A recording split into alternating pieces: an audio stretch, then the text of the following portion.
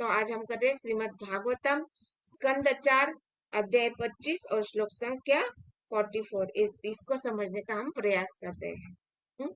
और जैसे कि हम देख रहे हैं कि राजा पुरंजन का ये सारा गुणगान इस अध्याय में हो रहा है। और अभी महर्षि नारद जो है ये इस श्लोक में जीव जैसे एक राजा पुरंजन के रूप में रिप्रेजेंट कर रहा है। तो ये जीव कैसे कार्य करता है, वो कैसे आनंद का अनुभव करता है या फिर कैसे सुख दुख भोगता है, और अपने जो जीवन की जो अवस्था है वो किस रूप से उसको वो देख रहा है, इसको बताया जा रहा है। और इस राजा पुरंजन के रूपक के रूप में हमें समझाया जा रहा है कि हम जो जीवात्मा है इस जगत में आए हुए हैं, तो कैसे हम अलग अलग कार्य करते हैं। और कैसे कार्य करते हैं, हम जो जीव भौतिक जगत में आए हैं, और भौतिक जगत में हम देखते हैं कि पहले से ही हम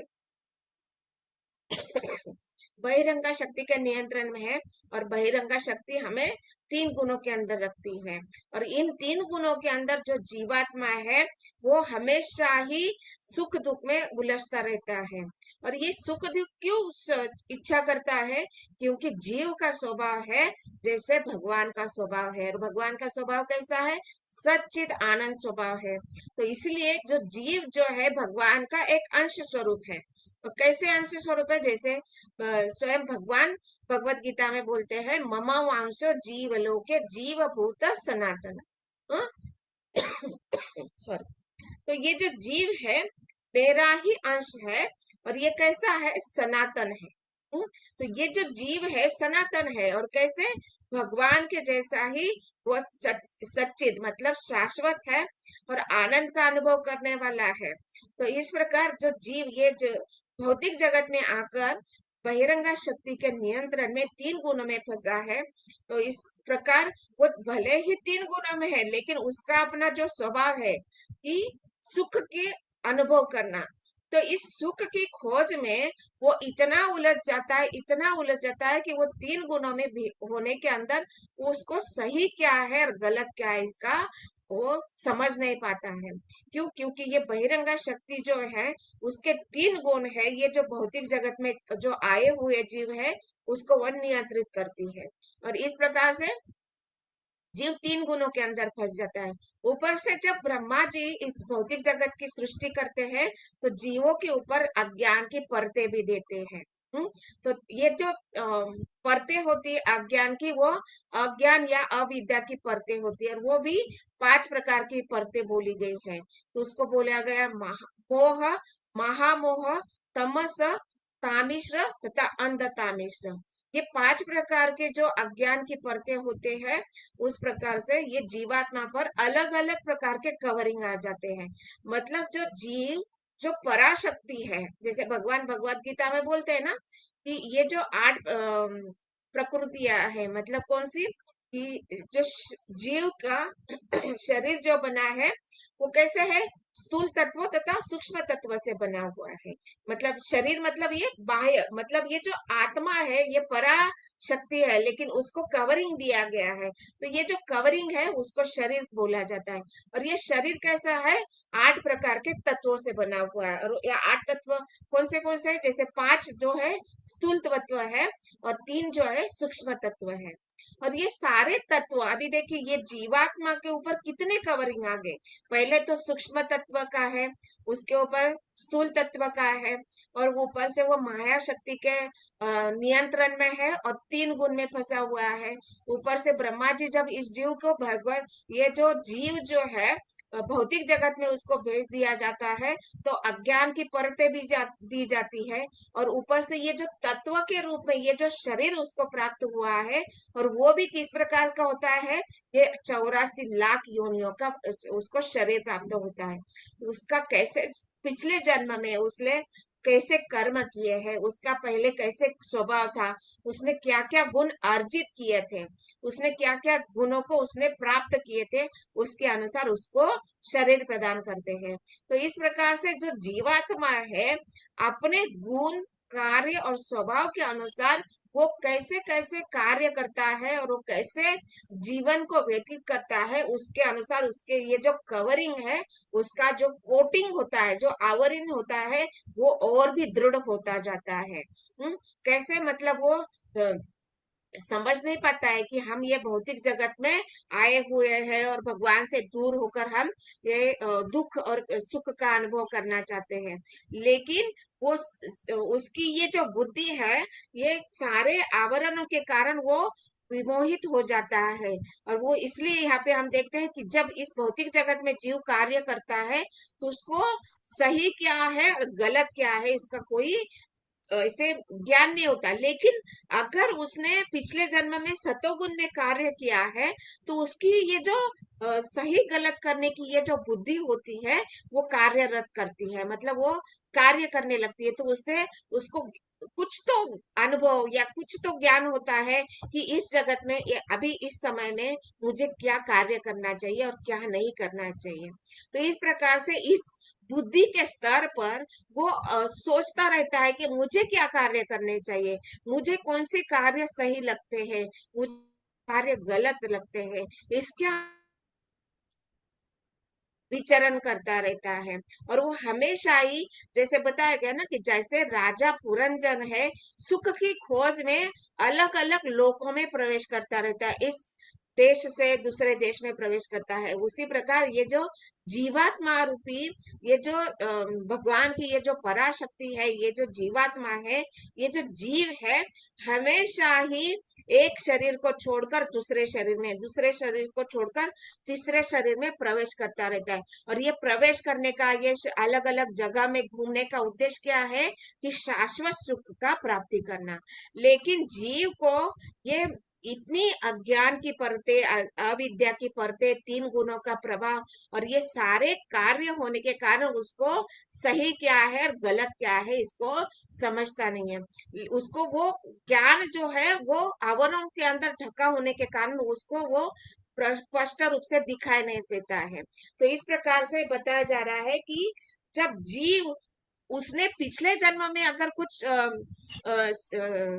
सात्विक कार्य किए हैं या सतोगुण में अगर उसने कुछ कार्य किए हैं, तो वो इतना भाग्यशाली हो जाता है कि उसके जीवन में वो सोच सकता है कि मुझे कौन से कार्य करने हैं। जैसे वो समझ जाता है कि भक्ति क्या है या अभक्त क्या होता है, सूर को कैसे गुण होते हैं, असुर के कैसे गुण होते हैं।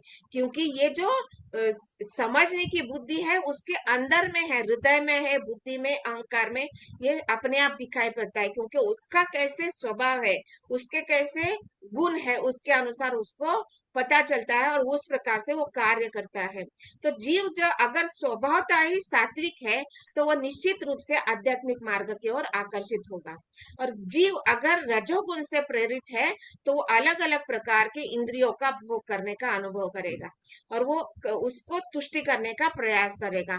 उसके लिए उसको वो सारी सुविधा प्रदान करते रहते हैं। लेकिन जीव अगर तमोगुण से ज्यादा प्रेरित है, तो तमोगुण मतलब जो शास्त्रों में आदेश दिए गए हैं उसके विरुद्ध में वो कार्य करेगा। लेकिन उसको वो पता नहीं होता है कि ये कार्य हमें नहीं करना है। लेकिन वो तमोगुण में इतना दृढ़ हो जाता है कि वो हमेशा ही शास्त्र को मानता ही नहीं है और अपना जो उसका तमोगुणी स्वभाव है उसको ही संपुष्ट करने या उसको ही कैसे तुष्ट करना चाहिए इसके लिए वो प्रेरित करता है। मतलब हर जीव, मतलब चाहे सतोगुणी हो, रजोगुणी हो या तमोगुणी, सारे जीव जो है अपना ये जो मूल स्वभाव है उसको तुष्ट करने का प्रयास करता है। तो सतोगुणी है वो आध्यात्मिक मार्ग के द्वारा अपने आप को तुष्ट करने का प्रयास करता है। जो रजोगुणी है वो रजोगुण के मार्ग के द्वारा भोग, ऐश्वर्य, जो सारे इंद्रिय विषय, इसके द्वारा वो भोग का अनुभव करना चाहता है, तुष्टि करना चाहता है। और तमोगुणी भी जीव जो है वो भी अलग अलग प्रकार से अपने जो गुण के अनुसार जो तुष्टि का अनुभव है उसको आनंद की प्राप्ति में वो लगा रहता है।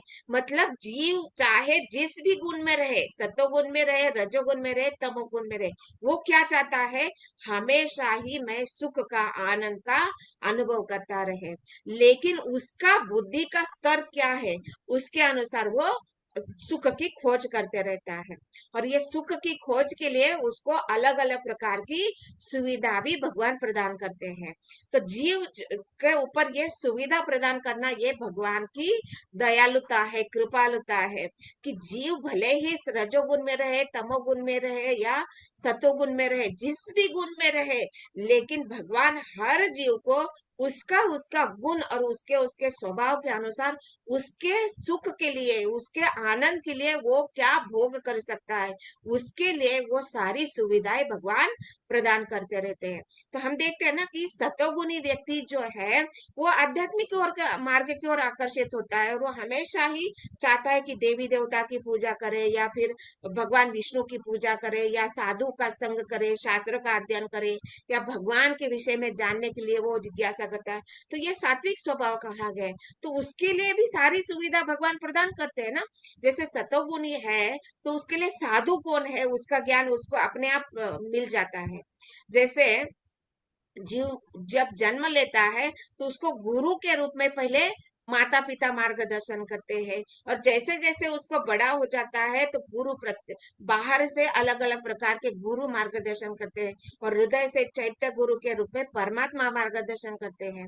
उसी प्रकार जो रजोगुण के जो व्यक्ति है या जीव है, तमोगुण के जो जीव है, उनको भी वो अपने अपने गुण और स्वभाव के अनुसार उसको प्रेरणा मिलती रहती। तो इस प्रकार से ये जो जीवात्मा है इस जगत में आ चुका है, और इस जगत में आते हुए वो अपने गुण और स्वभाव के अनुसार कार्य करता है।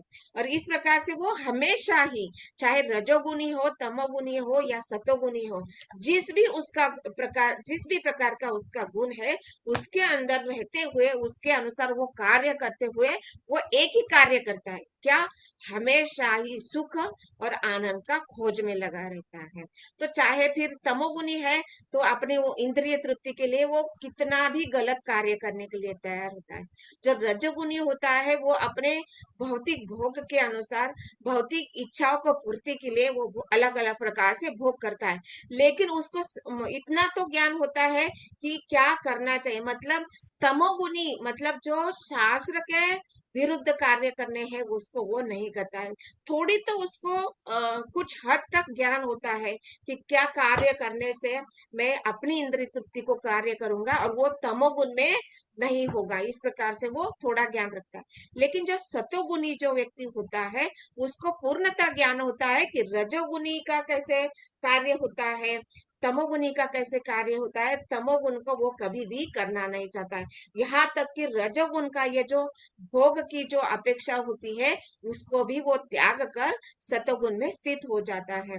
तो इस प्रकार जो जीवात्मा है हमेशा ही सुख की खोज में रहता है, और वो घूमता रहता है अलग अलग प्रकार से। तो इस प्रकार से यहाँ पे देखते हैं कि ये जो जीव है भौतिक जगत में आया है, और वो कैसे है, अभी उसने ये शरीर धारण किया है, और वो शरीर को आनंद उठाने के लिए, शरीर का भोग करने के लिए उसको स्त्री भी प्रदान की गई है।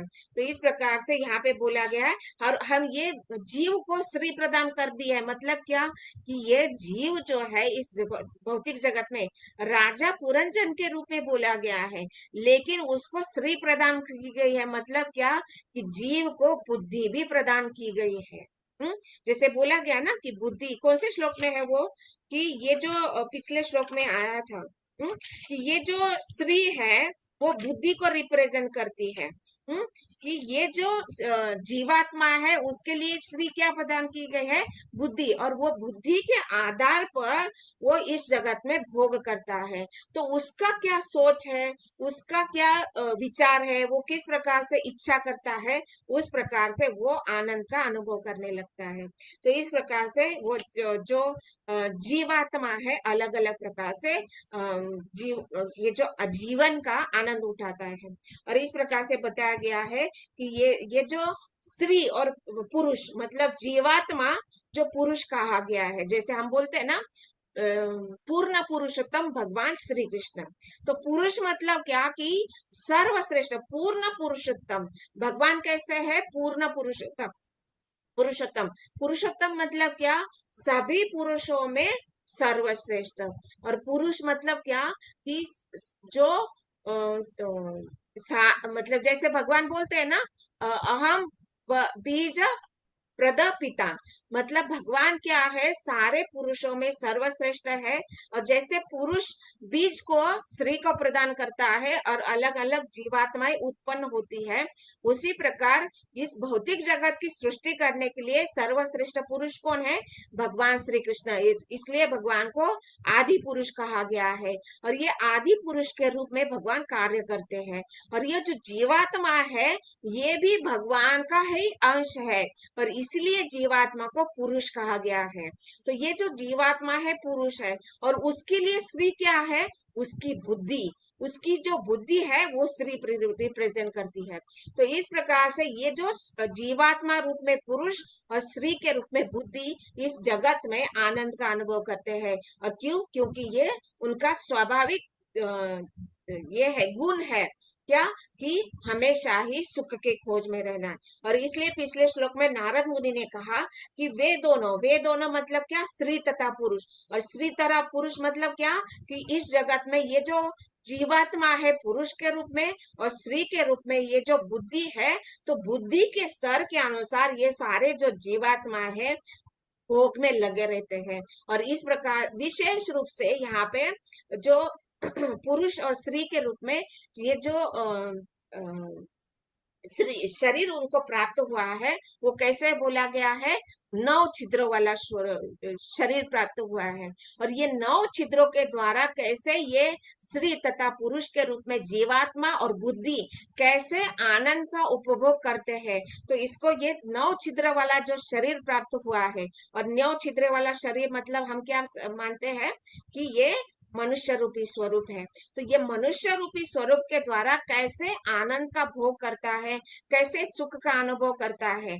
लेकिन कैसे ये 9 छिद्र वाला शरीर है, तो ये कैसे जीवात्मा 9 छिद्र वाला शरीर के द्वारा आनंद का उपभोग करता है। तो आगे आने वाले 5 या 6 श्लोक जो है, वो ये सारे 9 छिद्रों के द्वारा कैसे जीवात्मा अनुभव करता है सुख का या दुख का, और कैसे वो अलग अलग इंद्रियों के द्वारा तृप्ति का अनुभव करता है, इसको वर्णन किया जा रहा है। लेकिन इस श्लोक में बताया जा रहा है कि ये जो स्त्री के रूप में बुद्धि और पुरुष के रूप में जो जीवात्मा है, ये 100 वर्ष तक इस शरीर में रहने वाले हैं। और फिर वो बुद्धि मतलब ये शरीर के रूप में ये जो पुरुष है और ये जीवात्मा है, और ये स्त्री के रूप में ये जो बुद्धि है, दोनों का संयोग होकर दोनों एक साथ आकर कैसे अलग अलग सुख का और अनुभव, मतलब कैसे कैसे ये सुख और दुख का अनुभव करते हैं, इसको बताया जा रहा है। और ये जो जीवात्मा है, तो इसकी अलग अलग अवस्थाएं बताई गई है, क्योंकि उसने अभी शरीर धारण किया है, ये 9 छिद्र वाला शरीर धारण किया। तो ये जीवात्मा में ये निश्चित रूप से ये अवस्थाएं बताए जा रहे हैं कि ये जो जीव होता है, वो कभी कभी इसकी स्त्री का संग होने के कारण, स्त्री का संग मतलब कैसे? बुद्धि का संग होने के कारण ये जो जीवात्मा है, वो उसका सोच विचार कार्य करने की ये जो अवस्था है बुद्धि की, वो अलग अलग स्तर पर जाती है। और जिसको श्रील प्रभुपाद इस तात्पर्य में बता रहे हैं कि जीव जो है जीवन की अपनी जो विभिन्न अवस्था है, जो विभिन्न अवस्था होती है, उसमें वो अलग अलग प्रकार से कार्य करता है। तो उसका कैसे स्वभाव है, उसके अनुसार वो कार्य करता है। तो ये जो उसकी जीवन की 3 अवस्थाएं यहाँ पे बताए गए, मतलब ऐसे तो 4 अवस्थाएं बताई गई है कि इनमें से श्रील प्रभुपाद तात्पर्य में लिख रहे हैं कि इनमें से एक अवस्था जागृत है, और दूसरी स्वप्न की, तीसरी सुषुप्ति अर्थात अचेत अवस्था है, और अंतिम अवस्था मृत्यु के पश्चात आती है। तो ये 4 प्रकार की अवस्था बताई है कि ये जो जीवात्मा है इस जगत में आता है, तो उसको 4 प्रकार की अवस्था का अनुभव होता है हमेशा ही। तो एक इसमें बोली गई है जागृत, जागृत अवस्था मतलब अभी हम लोग नींद से उठे हुए हैं। तो इसको जागृत बोले गए। तो इस प्रकार से जागृत अवस्था होती है कि नींद से जग जाना, और इंद्रियों के द्वारा अलग अलग कार्य करना। और दूसरी बोली गई है स्वप्न अवस्था। और ये स्वप्न अवस्था कभी आती है? जब जीवात्मा नींद में चला जाता है। तो नींद में चला जाता है, तो वो नींद में क्या बताया गया है कि वो नींद में जो कार्य उसने जागृत अवस्था में किए हैं उसको वो स्वप्न में देखता है, तो इसको स्वप्न अवस्था बोली गई है। और तीसरी अवस्था बोली गई है सुषुप्ति। सुषुप्ति मतलब क्या, कि वो ये दोनों अवस्थाओं को पार करके अचेत अवस्था, मतलब वो वहां पे उसका कोई भी इंद्रिय कार्य नहीं करता है। मतलब जैसे स्वप्न अवस्था में मन कार्य करता है, जागृत अवस्था में सारी इंद्रियां, मतलब 11 की इंद्रिया, 11 जो इंद्रियां है इस शरीर की, वो सारे कार्य करती है जागृत अवस्था में। स्वप्न अवस्था में केवल मन कार्य करता रहता है, और सुषुप्त अवस्था में मन भी अपना कार्य करना बंद कर देता है। तो इस प्रकार से सुषुप्त अवस्था आता है। और फिर अंतिम अवस्था में ये जो होती है तुरीय कहा जाता है उसको, तुरीय अवस्था। और तुरीय अवस्था मतलब उसके पास कोई शरीर ही नहीं है। हाँ, वो मृत्यु के पश्चात आती है। और मृत्यु के पश्चात हम सब जानते हैं कि जैसे इस भौतिक जगत का प्रलय हो जाता है, तो सारे शरीर है, सारी इंद्रियां है, ये सारे जो 24 के 24 तत्व है, वो परमात्मा में विलीन हो जाते हैं। मतलब क्या, कि उसके पास कोई शरीर ही नहीं है।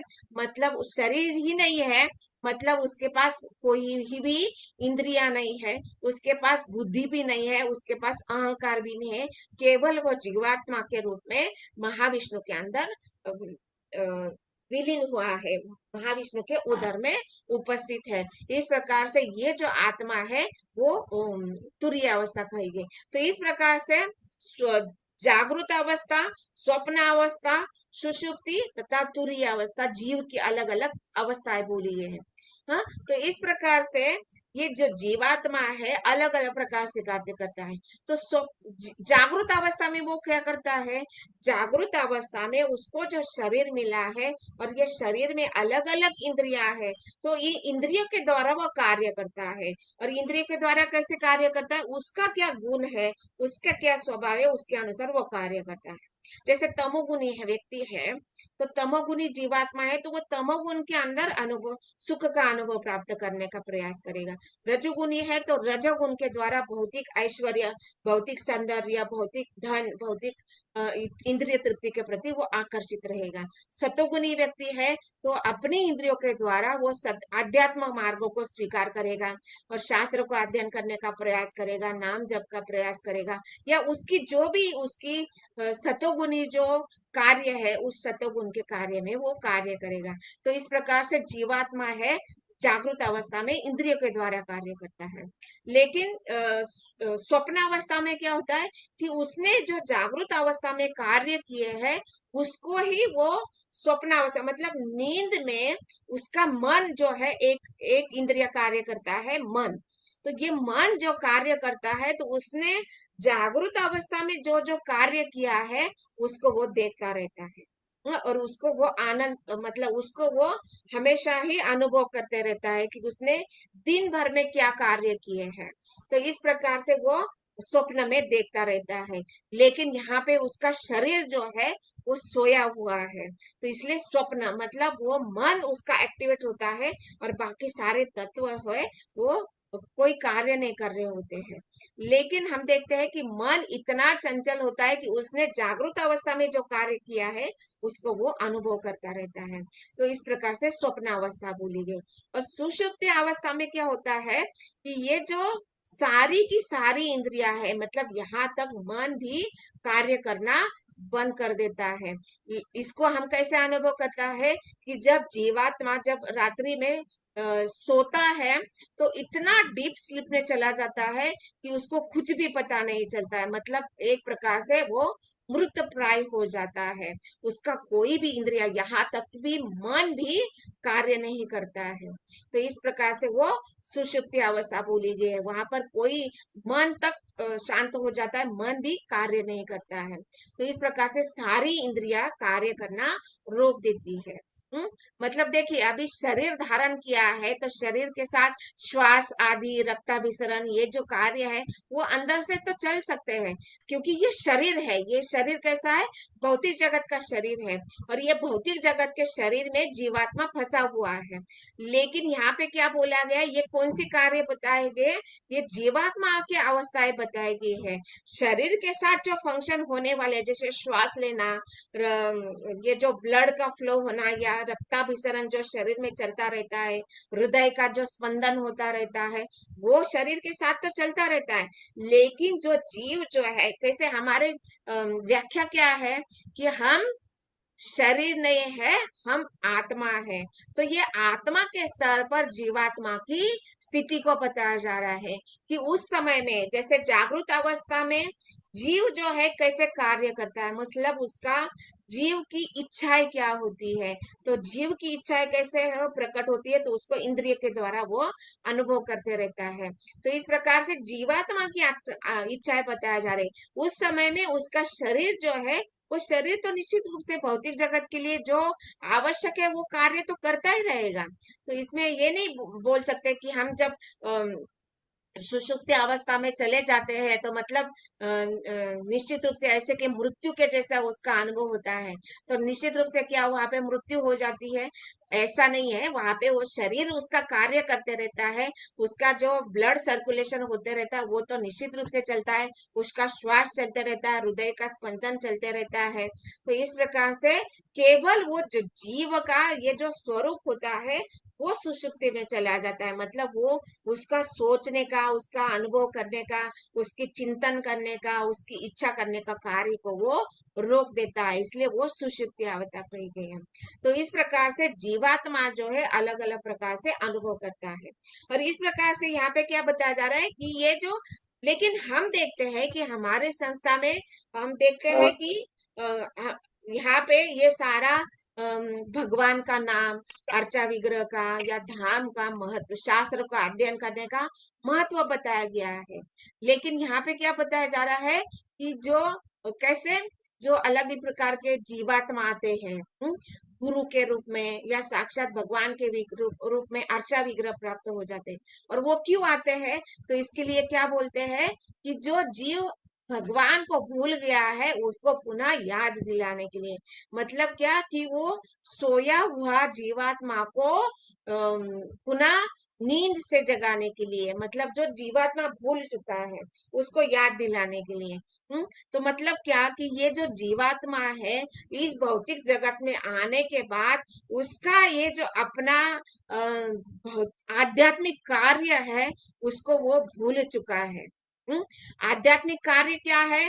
भगवान के भगवान को स्वामी के रूप में मानना और उनके सेवक के रूप में कार्य करना, ये उसका मूल स्वभाव होता है जीवात्मा का। और इस स्वभाव को वो भूल चुका है। जैसे जीवात्मा जब सुषुप्ति अवस्था में चला जाता है तो वो सारे कार्य को रोक देता है, और वो स्वप्न अवस्था में जब जाता है वो मन के द्वारा वो कार्य करता है। उसी प्रकार यहाँ पे जो जीवात्मा इस भौतिक जगत के 3 गुणों के बंधन में फंस जाता है तो वो अपनी इंद्रियों के द्वारा वो कार्य करता है। तो इसी प्रकार से ये स्वप्न अवस्था कही गई है जीवात्मा भौतिक जगत में आने का। कैसे कि अपना मूल कार्य जो है उसको वो भूल जाता है, और स्वप्न के जैसा, जैसे स्वप्नावस्था में मन कार्य करता है और उसको स्वप्न में देखता है, उसी प्रकार ये जो जीवात्मा मूल रूप से आध्यात्मिक स्वरूप है उसका, उसको भूल कर इस भौतिक जगत में आ गया है, और वो इस भौतिक जगत को ही सब कुछ मानने लगता है। और वो क्या कार्य करता है, उसका मन क्या करता है, उसका मन क्या इच्छा करता है, और सारे कार्य मन के अनुसार करते हैं। तो इस प्रकार से जो हम जो जीवात्मा है, मन, अपना मन, मेरा मन क्या सोचता है, मेरे मन में क्या इच्छा है, मेरे मन की क्या क्या अपेक्षा है, उसको पूर्ण करने के लिए हम जो जीवात्मा है कार्य करते हैं। और इसीलिए इस मन को जागृत करने के लिए कि भाई ये जो जीवात्मा इस शरीर में बैठा हुआ है वो इस भोग के लिए नहीं है, इस भौतिक जगत का सुख का अनुभव करने के लिए नहीं है। तो भगवान की भगवान श्री कृष्ण की सेवा करने के लिए ये शरीर आपको मिला है। इस प्रकार से उसको स्मरण दिलाने के लिए भगवान हमें शास्त्र देते हैं, अलग अलग प्रकार से गुरु के रूप में, अलग अलग प्रकार से हमें जागरूक करने के लिए, हमें नींद से जगाने के लिए भगवान प्रयास करते हैं। और इसलिए हम देखते हैं कि हमें ये गुरु के रूप में वो मार्गदर्शन करते हैं, शास्त्र के द्वारा हमें ज्ञान प्रदान करते हैं कि ये जो जीव जो है भौतिक जगत में फंस गया है और वो स्वप्न की अवस्था में है, और वो स्वप्न की अवस्था से उसको बाहर आना है। मतलब क्या रियलिटी है, मतलब वास्तविक क्या है। स्वप्न में जो होता है वो पूरा पूरा अवास्तविक होता है। मतलब जैसे स्वप्न में हम क्या देखते हैं कि मेरा सर कट गया है, उसको हम देखते हैं। तो अगर शरीर से सर कट गया है तो उसका आंख देखने का कार्य करेगा? करेगा क्या? नहीं करेगा, क्योंकि शरीर से अगर सर कट गया है तो कोई भी इंद्रिय कार्य नहीं करेगी। लेकिन हम क्या देख रहे हैं स्वप्न में कि सर कट गया है, धड़ अलग हो गया है, सर अलग जगह में पड़ा है, और फिर भी हम उसको देख रहे हैं। मतलब क्या कि स्वप्न कोई रियलिटी नहीं है, वास्तविक नहीं है, वो अवास्तविक है। और स्वप्न अवास्तविक चीजों को ही दिखाता है। इसी प्रकार हम जो भौतिक जगत में ये जो जीवात्मा आया हुआ है वो पूर्णतः स्वप्न के रूप में है, क्योंकि जो चीज नहीं है उसको वो देख रहा है।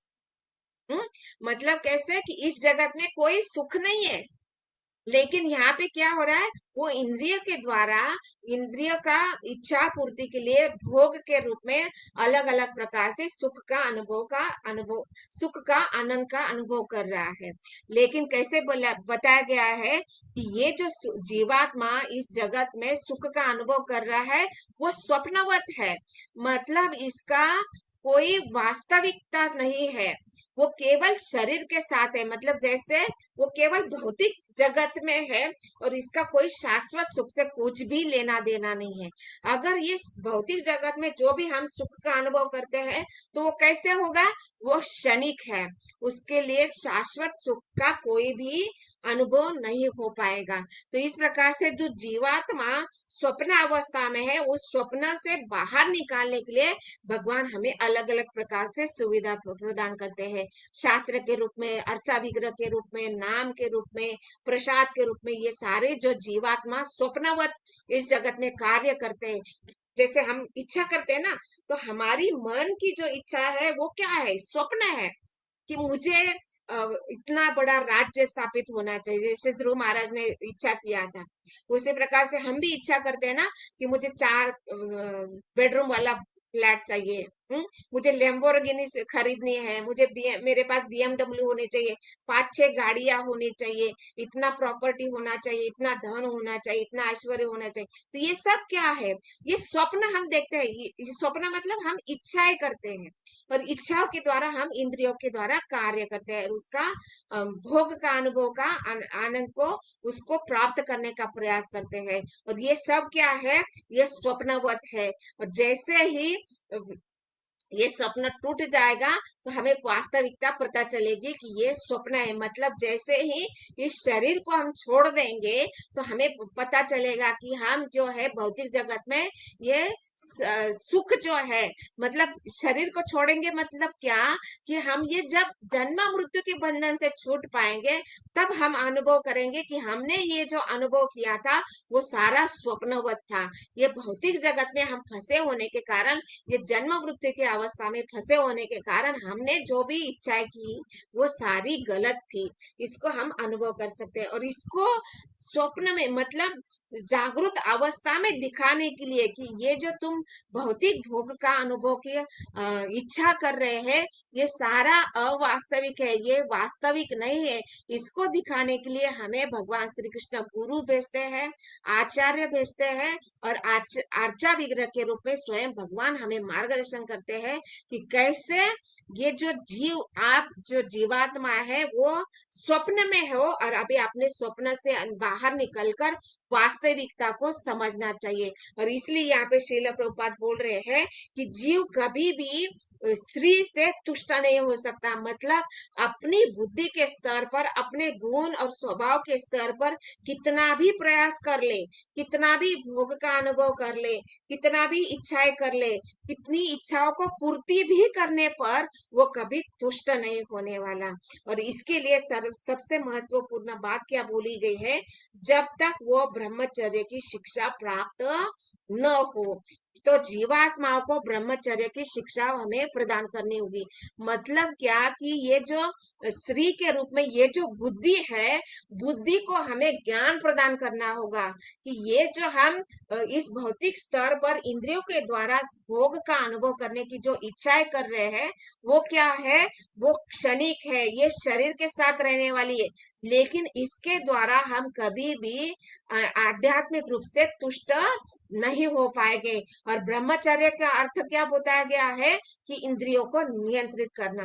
और इंद्रियों को नियंत्रित करना मतलब क्या कि ये सारी जो 11 इंद्रिया है, 5 कर्मेंद्रिया, 5 ज्ञानेंद्रिया और मन, इनको हम नियंत्रित करना है। और हमें नियंत्रित करने के लिए हमें क्या, भगवान क्या मार्गदर्शन करते हैं, शास्त्र के रूप में, साधु के रूप में, गुरु के रूप में हमें ये जो जीवात्मा इस भौतिक जगत में फंसा हुआ है, उसको ये समझना होगा कि ये जो बुद्धि के स्तर पर हम कार्य करेंगे तो निश्चित रूप से हम इस भौतिक जगत के बंधन में फंस जाएंगे और कभी भी न तुष्ट होने वाला भोग का हम अनुभव करते रहेंगे।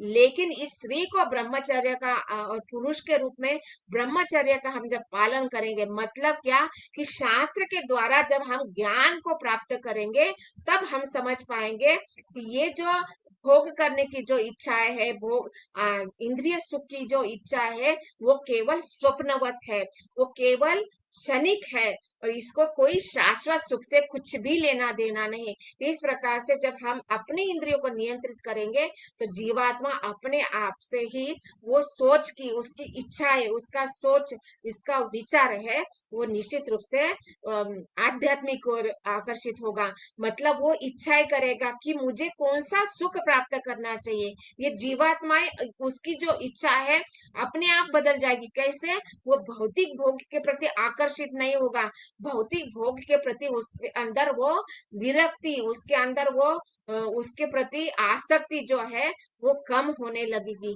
और इस प्रकार से जब वो शास्त्र का ज्ञान प्राप्त करेगा गुरु के द्वारा, प्रामाणिक गुरु परंपरा से वो जब शास्त्र का ज्ञान प्राप्त करने का प्रयास करेगा तो निश्चित रूप से वो ब्रह्मचर्य का पालन करेगा। और इस प्रकार से जब जैसे स्त्री और पुरुष को क्या बोला गया है, जीव कभी भी स्त्री से तुष्ट नहीं हो सकता है, उसको ब्रह्मचर्य का पालन करना चाहिए। उसी प्रकार से हमारी ये जो बुद्धि रूपी स्त्री है, उसको जब हम दिव्य ज्ञान प्रदान करेंगे तो निश्चित रूप से जो जीवात्मा का स्वभाव है कि ये जो सुख का अनुभव करने का, शास्त्र के द्वारा शाश्वत सुख का जो आनंद प्राप्त करने का ये जो उसकी जो इच्छा है, उसके और हम मार्गदर्शन, उसके अनुसार हम आगे प्रगति करने का निश्चित रूप से प्रयास हो पाएगा। इसलिए यहाँ पे बोल रहे हैं श्रील प्रभुपाद कि क्या बोल रहे हैं कि जीव कभी भी स्त्री से तुष्ट नहीं हो सकता है जब तक उसे ब्रह्मचारी की शिक्षा प्राप्त न हो। तो इसी प्रकार से जो जीवात्मा है ये सारी अवस्थाओं को अनुभव कर रहा है। कैसे, जागृत अवस्था में, स्वप्न में भी और ये सुषुप्ति अवस्था में भी वो जब इंद्रियों के द्वारा अलग अलग प्रकार से कार्य करता है, वो कैसे स्वप्नवत है, वो कैसे अवास्तविक है, इसको वो दिव्य ज्ञान के द्वारा, शास्त्र के ज्ञान के द्वारा वो समझ पाएगा। और इस ज्ञान के द्वारा उसके लिए ये जीवात्माओं को इन सारी अवस्था से बाहर कैसे निकलना है, इसके लिए वो प्रयास करेगा। और इसके लिए ये सारा शास्त्र है मार्गदर्शन करता है। और इसको ही जब वो दिव्य ज्ञान प्राप्त करने के लिए जब वो शास्त्र को समझने का प्रयास करेगा प्रामाणिक गुरु परंपरा से, तो वो क्या कहा गया है, स्त्री के लिए ब्रह्मचर्य, पुरुष के लिए ब्रह्मचर्य कहा गया है। जैसे स्त्री के रूप में बुद्धि के लिए यह कार्य होगा, क्योंकि बुद्धि का कार्य क्या है, सही क्या है और गलत क्या है इसको समझना। तो ये शास्त्र के आधार पर वो समझ जाएगा कि हम जो जीवात्मा है इन अवस्था का अनुभव कर रहे हैं, लेकिन ये शरीर के साथ होने के कारण। लेकिन जब हम आध्यात्मिक शरीर प्राप्त कर लेंगे तो ये सारी अवस्थाओं से हम मुक्त हो पाएंगे। और इस प्रकार से ज्ञान के द्वारा, और वो कौन सा ज्ञान बोल रहे हैं, दिव्य ज्ञान, भगवान के ये जो तत्वता जानना, भगवान को तत्वता जानने का ये जो ज्ञान है, दिव्य ज्ञान के स्तर पर हम ये सारी अवस्थाओं को समझ पाएंगे। और ये जो जीवात्मा है इन सारी अवस्थाओं से परे चला जाएगा, जब उसकी बुद्धि रूपी ये जो स्त्री है ब्रह्मचर्य का पालन करेगी, मतलब शास्त्र के द्वारा दिव्य ज्ञान का ज्ञान प्राप्त करेगी। और इस ज्ञान के द्वारा वो सही क्या है गलत क्या है उसको समझ पाएंगे। और ये सारी अवस्थाओं को पार करके उसका जो शाश्वत शरीर स्वरूप है, उसका जो शाश्वत स्वभाव है, जीवेर स्वरूप है, कृष्णेर नित्यदात, इसको वो समझ पाएगा। और ये स्त्री के रूप में ये बुद्धि कार्य करेगी, और पुरुष के रूप में ये जो जीवात्मा है वो समझ जाएगा कि मैं जो पुरुष के रूप में इस जगत में भोक्ता का जो अनुभव कर रहा है, तो भोक्ता के रूप में मैं नहीं हूँ, भोक्ता केवल परम पुरुष पूर्ण पुरुषोत्तम भगवान ही हो सकते हैं, इसका वो ज्ञान प्राप्त कर पाएगा। और इसलिए यहाँ पे बताया जा रहा है कि स्त्री के रूप में बुद्धि को और पुरुष के रूप में जीवात्माओं को ब्रह्मचर्य का पालन करने का मतलब शास्त्र के द्वारा इसको समझना, ये बात यहाँ पे बताए जा रहे हैं। तो इस प्रकार श्रील प्रभुपाद इस श्लोक के द्वारा हमें समझा रहे हैं कि ये जो जीवात्मा की अलग अलग अवस्था है वो भौतिक शरीर के कारण है, और वो भौतिक शरीर के कारण होने के कारण उसमें कोई वास्तविकता नहीं है, ये सारा अवास्तविक है। क्योंकि ये जीवात्मा के ऊपर इतने सारे आवरण होते हैं, और वो जीवात्मा इस आवरण के कारण वो सोचता है कि मैं आत्मा नहीं, मैं शरीर हूँ। लेकिन मैं शरीर हूँ, यही सबसे बड़ा गलती हो जाता है। और जब ज्ञान के द्वारा, इस शास्त्र का अध्ययन के द्वारा जब जीवात्मा समझ जाएगा कि मैं शरीर नहीं, मैं आत्मा हूँ, और आत्मा भी कैसा हूँ, परमात्मा का अंश स्वरूप हो, इसका ये जब वो अनुभव करेगा, उस अनुभव मतलब वो सबसे पहले वो समझ जाएगा कि मैं भगवान का एक अंश हूँ, और अंश के रूप में मेरा कार्य क्या है, इसका जब वो ज्ञान प्राप्त करेगा तो निश्चित रूप से ये दोनों स्त्री तथा पुरुष के रूप में जीवात्मा तथा बुद्धि इस जगत में रहते हुए भी सुख का अनुभव कर पाएगा। मतलब बुद्धि को हमें शास्त्र का ज्ञान प्रदान करना चाहिए, और पुरुष के रूप में ये जो जीवात्मा है उसको अपने आप तुष्टि प्राप्त होगी। जैसे कहा गया ना कि शरीर को तुष्ट करने के लिए हम अलग अलग प्रकार के व्यंजन को प्रसाद के रूप में प्राप्त करते हैं। जब पेट शांत रहेगा तो बुद्धि कार्य करता है, मन कार्य करता है।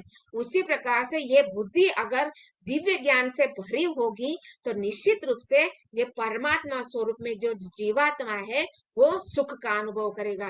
और जीवात्मा जब सुखी हो जाएगा तो निश्चित रूप से वो शाश्वत सुख क्या है उसको समझेगा, और शाश्वत सुख का वो अनुभव कर सकता है। ये बात श्रील प्रभुपाद हमें समझा रहे हैं इस श्लोक के द्वारा। तो ग्रंथ राज श्रीमद् भागवतम की जय। श्रील प्रभुपाद। ओम हरे कृष्ण। हाँ, हरे कृष्ण।